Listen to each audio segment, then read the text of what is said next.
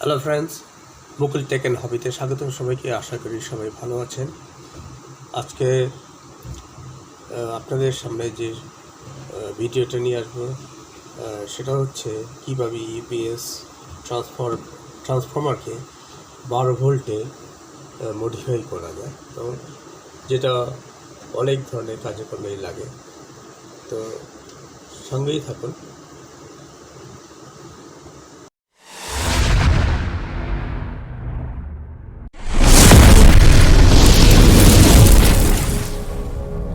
তো আজ শুরু করবো যেটা নিয়ে, সেটা হচ্ছে যে বিভিন্ন প্রয়োজন আমাদের ঘরে পাওয়ার সাপ্লাইয়ের জন্য, অথবা ব্যাটারি চার্জের জন্য, অথবা ইনভার্টার তৈরি করার জন্য ট্রান্সফর্মার দরকার। সেটা শপিং সেন্টারে অথবা দোকানে যে গেলে প্রচুর পরিমাণে দাম চেয়ে বসে। তো এই ট্রান্সফর্মারটা খুবই পাওয়ারফুল।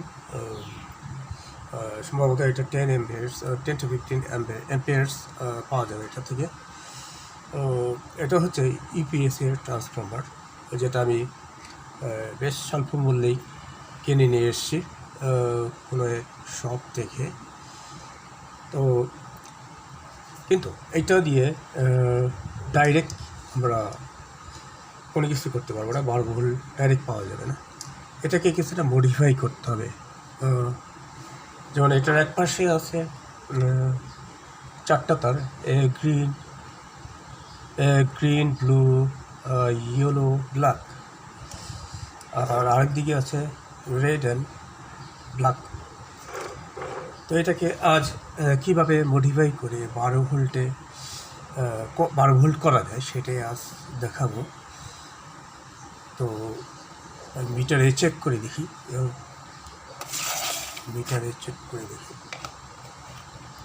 কী পরিমাণ ভোল্ট, কোন তারে কী পরিমাণ ভোল্ট আছে। তার জন্য মাল্টিমিটারে ওমসে সেট করতে হবে। সরি, তা প্রথমে প্লাগ যেটা আছে এটা কমন, সেটাতে আমরা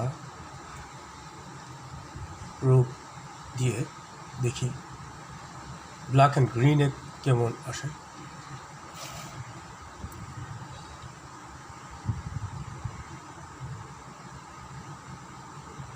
ব্ল্যাক অ্যান্ড গ্রিনে দেখা যাচ্ছে 23।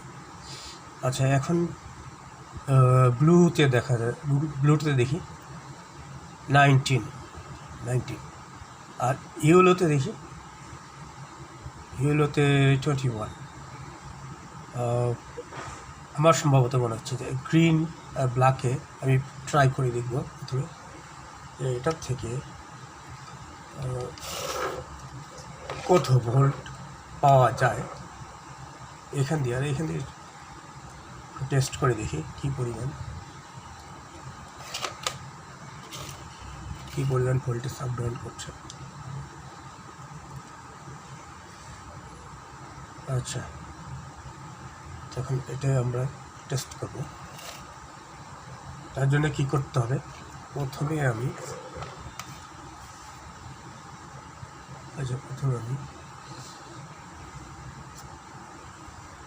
এটা সিরিজ লাইন দিয়ে টেস্ট করতে হবে। তো আমি এটা কেটে ফেলবো এটা।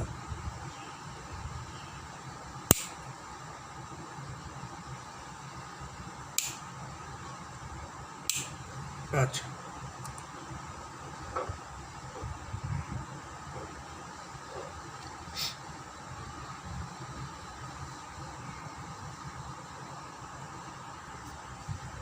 তো আমি তারগুলি মাথা বের করে নিয়েছি কেটে। এখন আমি এখানে ভোল্টেজ আমি এসি লাইনে সেট করব। এসি লাইনে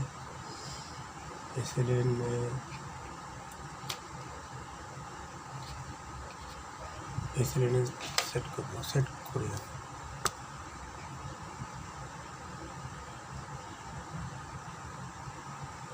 প্রুফ লাগিয়ে দিলাম। ব্ল্যাক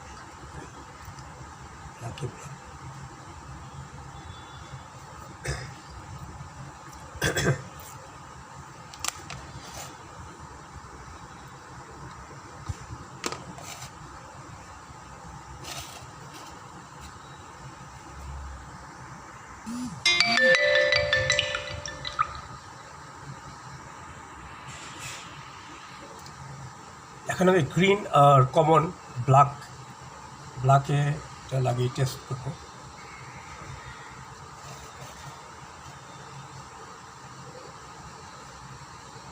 এই গ্রিন আর ব্ল্যাকে টেস্ট করবো কেমন দেখা যায়, কেমন বোল পাওয়া যায়।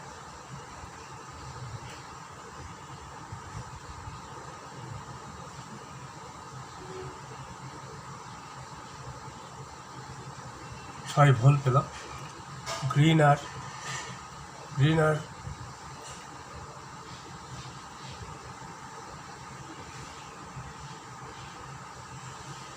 ব্ল্যাকে 6 ভোল পেলাম। আচ্ছা,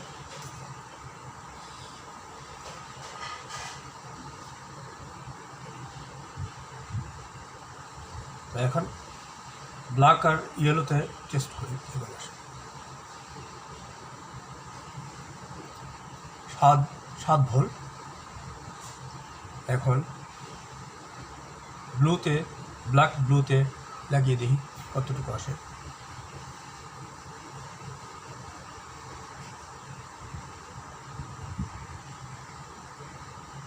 8।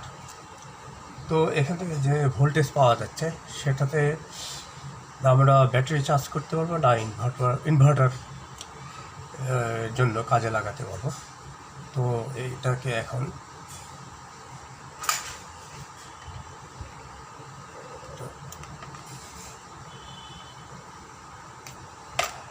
এখন মডিফাই করতে হবে। এখান দিয়ে কেটে তারপরে বাকি কাজ শুরু করতে হবে।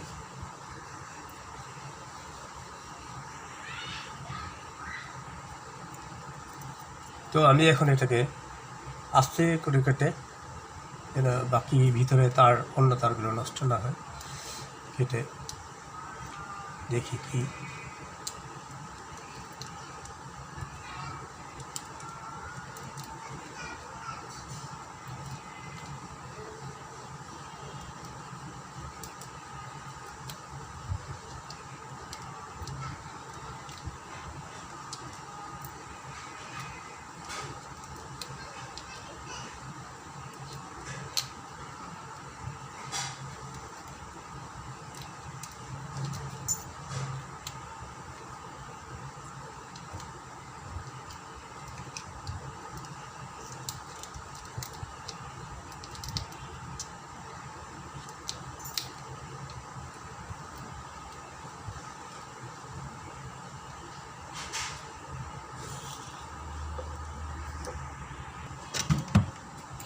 আমি এটাকে কেটে এই 2টা পয়েন্ট পেলাম। এখন আমি এটাকে কি করব, এটাকে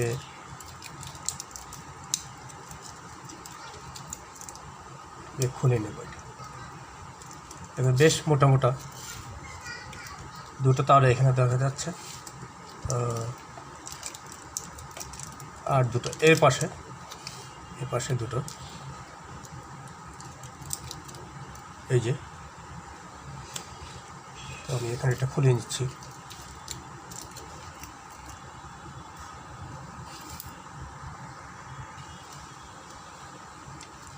আমি এটা খুলে 4টা তার পেয়েছি, 1 2 3 4। তো আমি এটাকে মাল্টিমিটার দিয়ে চেক করে দেখব কী রেজাল্ট। এটা মাল্টিমিটারটা এখন সেট করব ডায়োডে।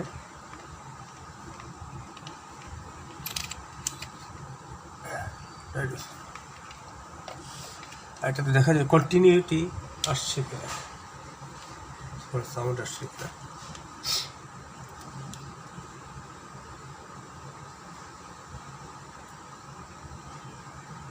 কোনো সাউন্ড নেই। আচ্ছা, এটাতেও কোনো সাউন্ড নেই। আচ্ছা, এখন এই তার থেকে ওই অপর তারে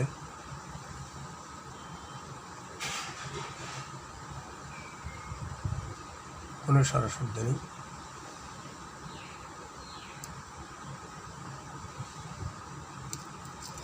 আচ্ছা,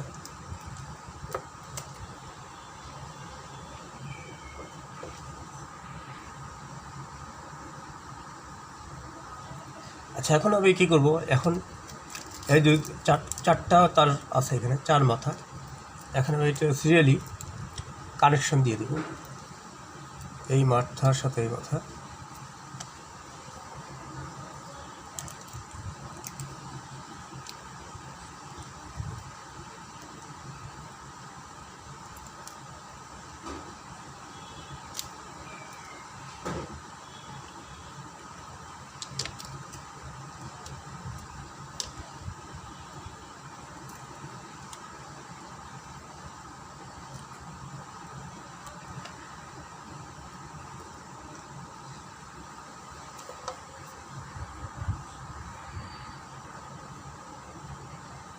এখন আমি এটাকে সোল্ডার করব।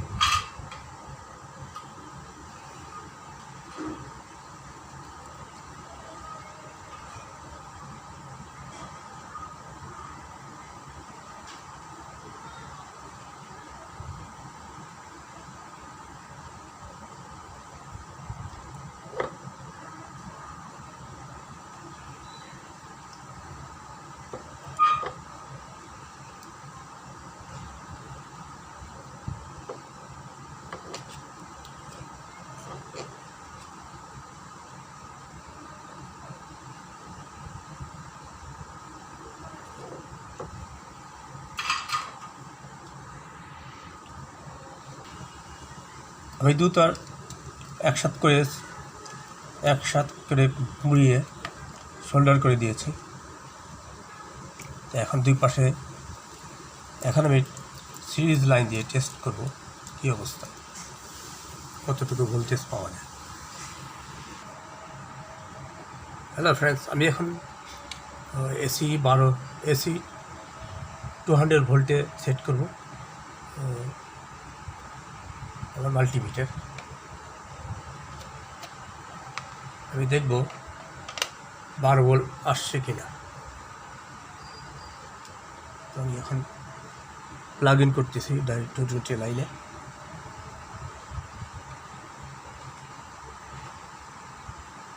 করে দিলাম। এখন আমি চেক করব কত ভোল্ট আসে, গ্রিন আর ব্ল্যাকে কত ভোল্ট আসে। 1 থেকে 12 ভোল্ট, 12.34 এই ধরনের ভোল্টেজ আসতেছে। তো এটাই আমার দেখানোর ছিল যে ইপিএস ট্রান্সফর্মার দিয়ে কীভাবে 12 ভোল্ট তৈরি করা যাবে। অনেক ধরনের কাজে লাগে এটা, এবং এটা থেকে হাই অ্যাম্পিয়ার পাওয়া যায়, তো 10 to 15 অ্যাম্পিয়ার্সের মতো আসে। আর এটা দিয়ে বড় ব্যাটারি, ছোট ব্যাটারি, ইচ্ছে মতো ডায়োড, ব্রিজ ডায়োড তৈরি করে 3 অ্যাম্পিয়ারের ছোটো ব্যাটারির জন্য 3 অ্যাম্পিয়ারের ডায়োড দিয়ে ব্রিজ ডায়োড তৈরি করে চার্জ করা যাবে। বড় ব্যাটারির জন্য 6 অ্যাম্পিয়ারের যে ডায়োডগুলি আছে সেগুলি দিয়ে। সো ফ্রেন্ডস, ভিডিওটা কেমন লাগলো অবশ্যই জানাবেন। ভালো লাগলে লাইক করবেন, শেয়ার করবেন, পাশে থাকা বেল আইকনে চেপে দেবেন, সাবস্ক্রাইব করবেন। আর যারা সাবস্ক্রাইব অলরেডি করে ফেলেছেন সবাইকে ধন্যবাদ। পরবর্তী সময় নতুন অন্য কোনো ভিডিও নিয়ে দেখা হবে। Bye bye.